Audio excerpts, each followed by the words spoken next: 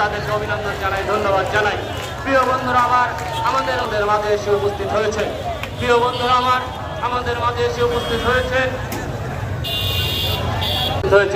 আমাদের মাঝে এসে উপস্থিত হয়েছেন আমাদের প্রিয় বন্ধু সাবেক যুবনেতা জনাব সাজ্জাদ খোকন আমাদের মাঝে এসে উপস্থিত হয়েছেন।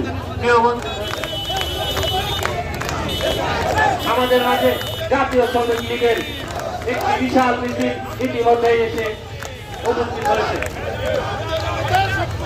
এ পর্যায়ে আপনাদের মাঝে আজকে বাংলাদেশ আওয়ামী লীগের প্রতিষ্ঠাতা বার্ষিকী ৭৫ বছর করার লক্ষ্যে জাতীয় নেতারা ঐক্যবদ্ধভাবে এই আওয়ামী লীগ গঠিত করে।